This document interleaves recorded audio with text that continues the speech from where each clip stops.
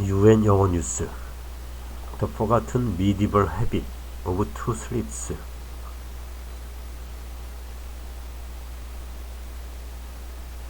For millennia, people slept in two shifts, once in the evening and once in the morning. But why and how did the habit disappear?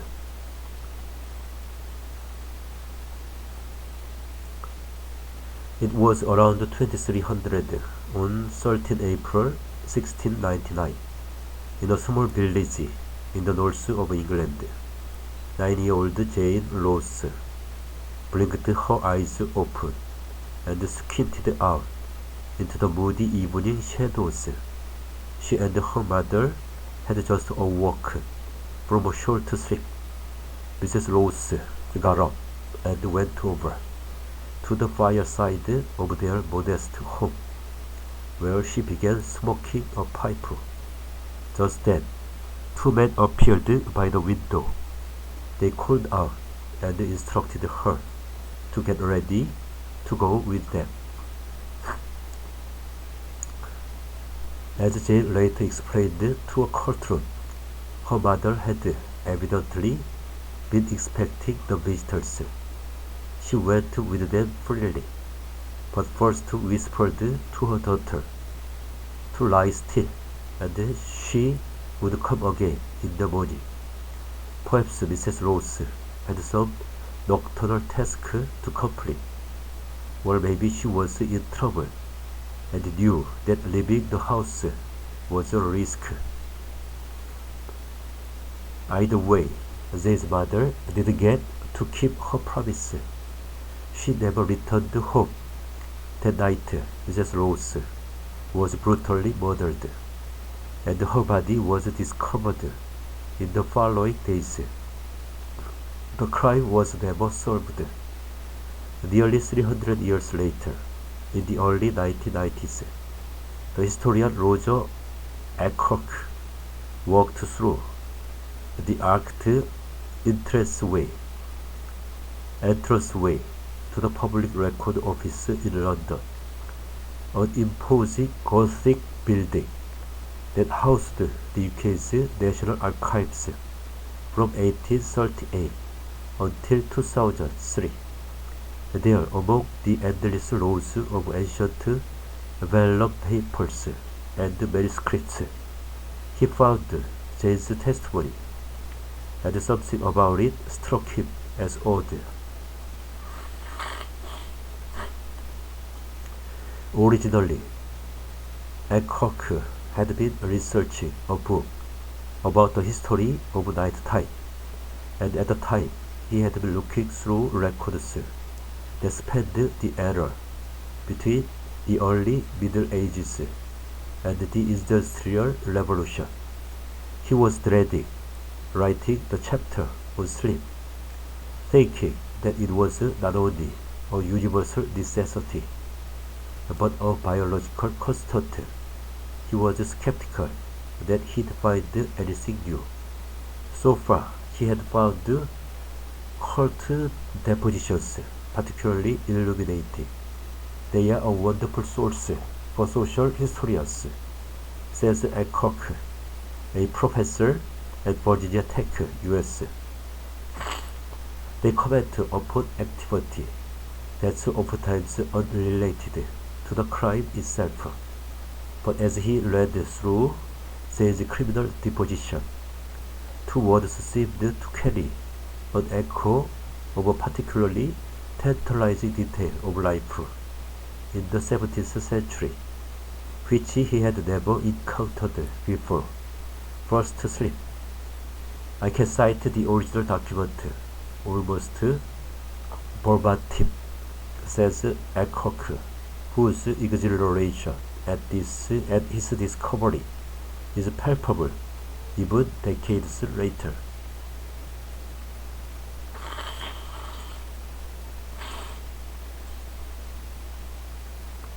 In her testimony, Jane describes how just before the men arrived at their home, she and her mother had arisen from their first sleep of the evening. There was no further exploration. The interrupted sleep was just stated matter-of-factly, as if it were entirely unremarkable. She referred to it as though it was utterly normal, says Alcock. A first sleep implies a second sleep, a night divided into two halves. Was this just a familiar quirk, or something more? An omnipresence over the coming months. Alcock scoured the archives and found many more references to this mysterious phenomenon of double sleeping, or biphasic sleep, as he later called it. Some were fairly banal, such as the mention by the weaver John Cockburn, who simply dropped it into his testimony incidentally. But others were darker, such as that of Luke Atkinson of the East Riding of Yorkshire.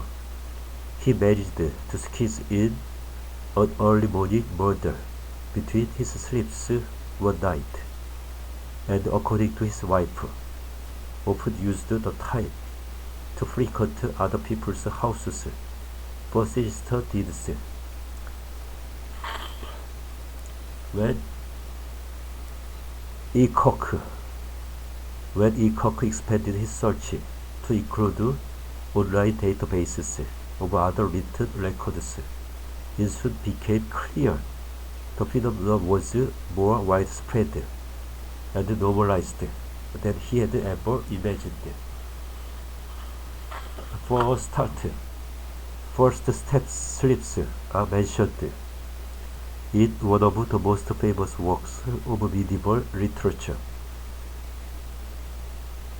Geoffrey Chaucer's The Canterbury Tales, written between 1387 and 1400, which is presented as a storytelling contest between a group of pilgrims.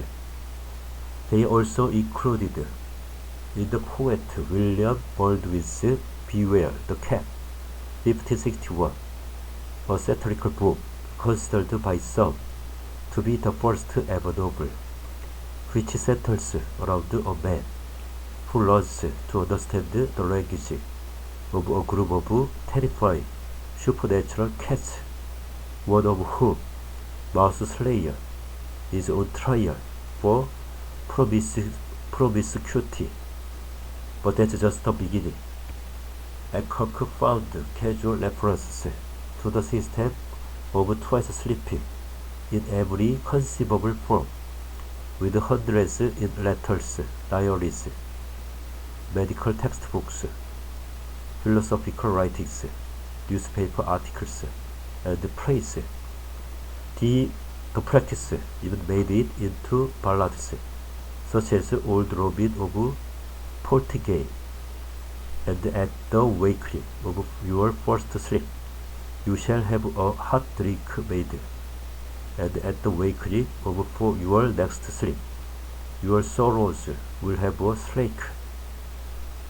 Biphasic sleep was not unique to England. Either it was widely practiced throughout the pre-industrial world. In France, the initial sleep was the primo sonno. In Italy, it was primo sonno.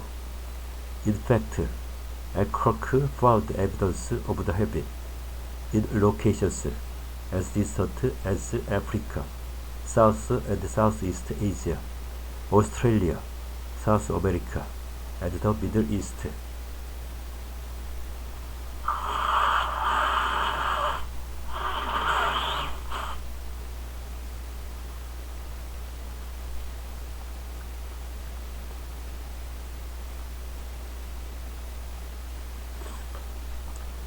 One colonial account from Rio de Janeiro, Brazil, in 1555 described how the Tupinamba people would eat dinner after their first sleep, while another, from 19th century Muscat woman, explained that the local people would retire for their first sleep before 2200. And far from being a peculiarity of the Middle Ages, Alcock began to suspect that the method had been the dominant way of sleeping for millennia, an ancient default that we inherited from our prehistoric ancestors. The first record Alcock found was from the 8th century BC. In the 12,109 Greek epic, the Odyssey, while the last hints of its existence dated to the early 20th century, before it somehow slipped into oblivion. How did it work? Why did people do it? And how could something that was once so completely normal have been forgotten so completely? A spare moment in the 17th century. A night of sleep went something like this. From as early as 2100 to 2300, those fortunate enough to afford them would begin flopping onto mattresses stuffed with straw or rags. Alternatively, it might have contained feeders if they were wealthy, ready to sleep for a couple of hours. At the bottom of the social ladder, people would have to make do with nestling down on a scattering of heather, or worse, a bare earth floor, possibly even without a blanket. At the time, most people slept communally, and often found themselves snuggled up with a cozy assortment of bed bugs, fleas, lice, family members, friends, servants, and if they were traveling, total strangers. To minimize any awkwardness, sleep involved a number of strict social conventions, such as avoiding physical contact or too much enthusiastic, and there were designated sleeping positions.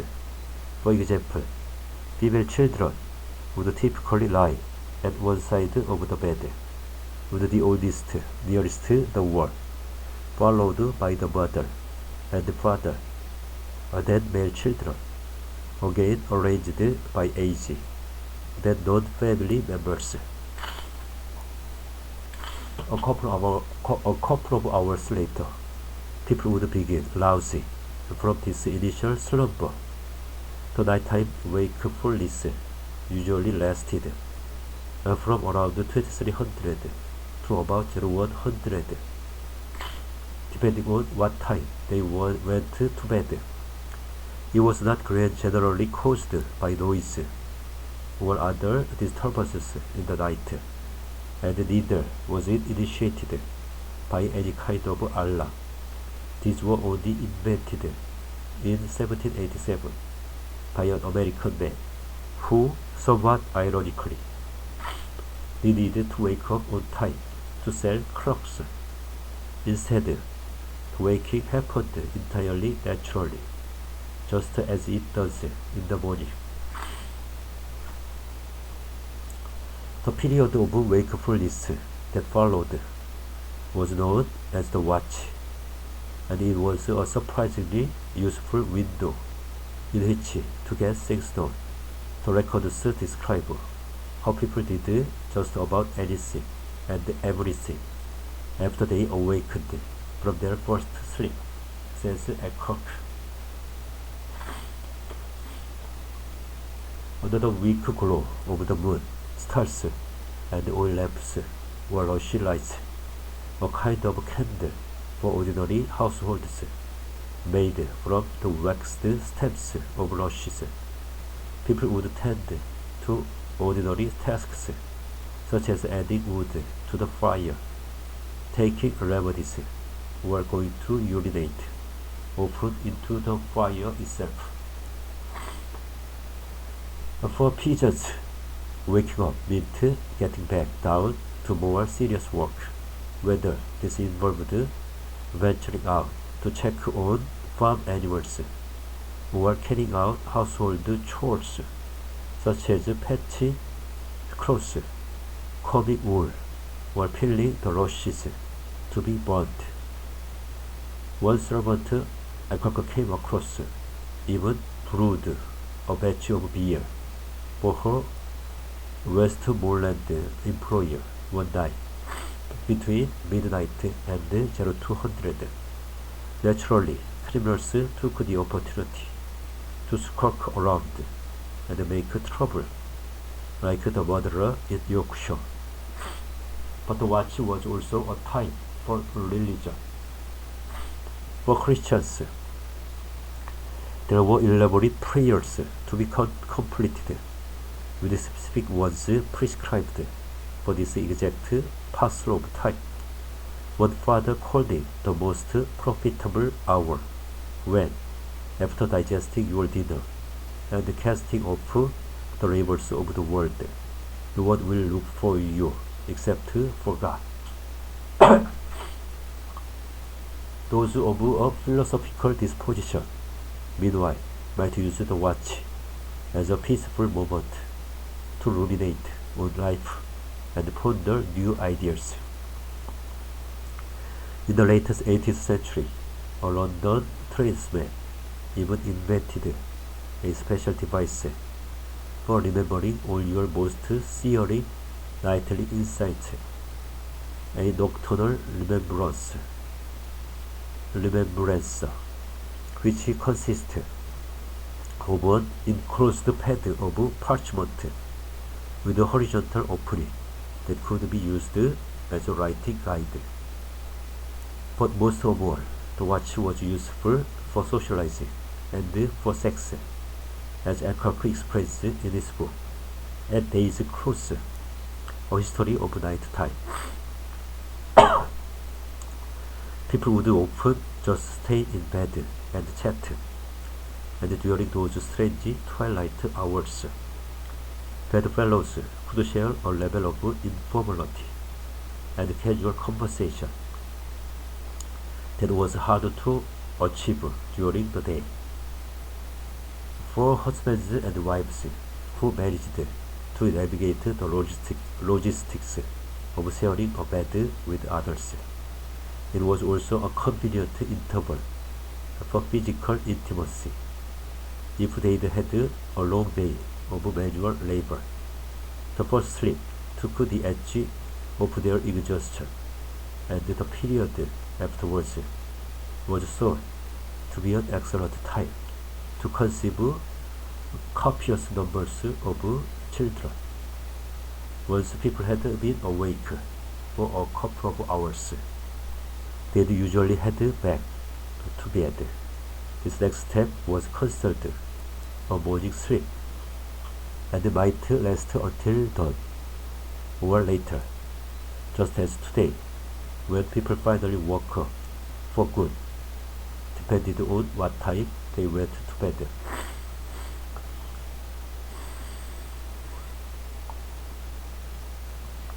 An ancient adaptation, according to Alcock, there are references to the system of sleeping twice peppered throughout the classical era, suggesting that it was already common then, each casually dropped into works by such illustrious figures as the Greek biographer Plutarch from the 1st century AD, the Greek traveler Pausanias from the 2nd century AD, the Roman historian Livy, and the Roman poet Virgil. Later, the practice was embraced by Christians who immediately saw the watch's potential as an opportunity for the recital of psalms and confessions. In the 6th century AD, Saint Benedict required that monks rise at midnight for these activities, and the idea eventually spread throughout Europe. gradually filtering through to the masses. But humans aren't the only animals to discover the benefits of dividing up sleep. It's widespread in the natural world, with many species resting in 2 or even several separate stretches. This helps them to remain active at the most beneficial times of day, such as when they are most likely to find food, while avoiding ending up as a snack themselves. One example is the ring-tailed lemur. These iconic Madagascar primates, with their spooky red eyes and upright black and white tails, have remarkably similar sleeping patterns to pre-industrial humans. They are casammenal, meaning they are up at night and during the day. There are broad swaths of variability among primates in terms of how they distribute their activity throughout the 24-hour period, says David Sampson, director of the Sleep and Human Evolution Laboratory at the University of Toronto, Mississauga, Canada. And if double sleeping is natural for some lemurs, he wondered, might it be the way we evolved to sleep too? Alcock had long been harboring the same hunch, but for decades there was nothing concrete to prove this, or to illuminate why it might have vanished. Then back 1995, Alcock was doing some online reading late one night when he found an article in the New York Times about a sleep experiment from a few years before. The research was conducted by Thomas Ware, a sleep scientist from the National Institute of Mental Health, and involved 50 men. After an initial week of observing their normal sleeping patterns, they were deprived of artificial illumination at night to shorten their hours of daylight, whether naturally or electrically generated, from the usual 16 hours to just 10. The rest of the time, they were confined to a bedroom with no lights or windows, and fully enveloped in its velvety blackness. They weren't allowed to play music or exercise, and were nudged towards resting and sleeping instead.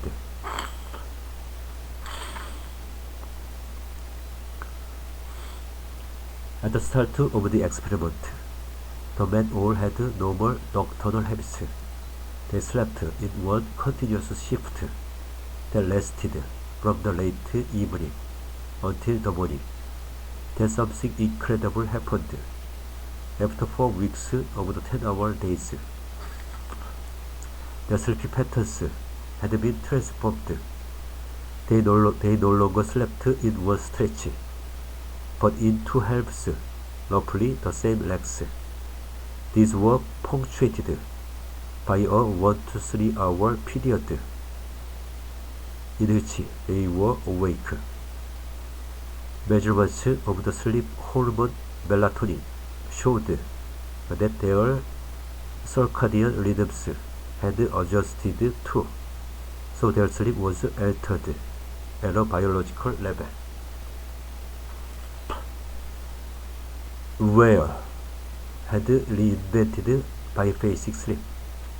Reading about the experiment was, apart from my wedding and the birth of my children, probably the most exciting moment in my life, says Alcock when he emailed Ware to explain the extraordinary match between his own historical research and the scientific study.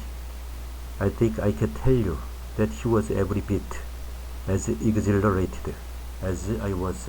he says. More recently, Sampson's own research has backed up these findings with an exciting twist.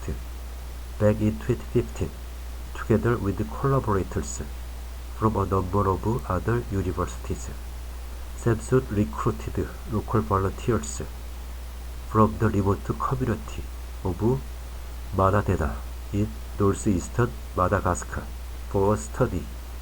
The location is a large village that backs on to a national park, and there is no infrastructure for electricity, so nights are almost as dark as they would have been for millennia. The participants, who were mostly farmers, were asked to wear an actimeter, a sophisticated activity sensing device that can be used to track sleep cycles for 10 days to track their sleep patterns. What we found was that in those without artificial light, there was a period of activity right after midnight until about 0100 to 0130 in the morning, says Sampson, and then it would drop back to sleep and to inactivity until they woke up at 0600, usually coinciding with the rising of the sun. As it turns out, bypassing sleep never vanished entirely. It lives on in pockets of the world today. A new social pressure collectively.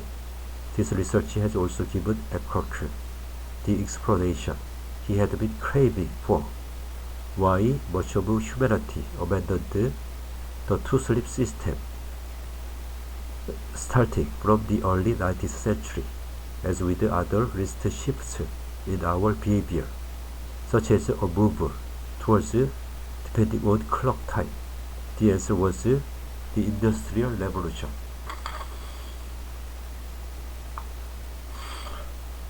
Artificial illumination became more prevalent and more powerful. First, there was gaslighting, which was introduced for the first time ever in London, says Eckhart, and then of course electric lighting toward the end of the century. And in addition to altering people's circadian rhythms, artificial illumination also naturally allowed people to stay up later. However, though people weren't going to bed at 2100 anymore, they still had to wake up at the same time in the morning, so their rest was truncated. Eckhart believes that this made their sleep deeper because it was compressed, as well as altering the population's circadian rhythms. The artificial lighting lengthened the first sleep and shortened the second, and I was able to trace this almost decade by decade over the course of the 19th century, says Eckhart. Intriguingly, Sampson's study in Madagascar involved a second part in which half the participants were given artificial lights for a week to see if they made any difference. And in this case, the researchers found that it had no impact on their segmented sleep patterns. However, the researchers point out that a week may not be long enough for artificial lights to lead to major changes, so the mystery continues. Even if artificial lighting was not fully to blame, by the end of the 20th century, the division between the two sleeps had completely disappeared. The Industrial Revolution hadn't just changed our technology, but our biology too. A new anxiety. One major side effect of much of humanity's shift in sleeping habits has been a change in attitudes. For one thing, We quickly began shaming those who oversleep and developed a preoccupation with the link between waking up early and being productive. But for me, the most gratifying aspect of all this, says Alcock, relates to those who suffer from middle of the night insomnia. He explains that our sleeping patterns are now so altered. Any wakefulness in the middle of the night can lead us to panic. I don't mean to make light of that. Indeed, I suffer from sleep disorders myself, actually, and I take medication for it. But when people learn that this may have been entirely normal for millennia, he finds that it lessens their anxiety somewhat. However, before Alcock's research spawns a spin-off of the parallel diet, and people start throwing away their lamps, or worse, artificially sleeping their sleep into with alarm clocks.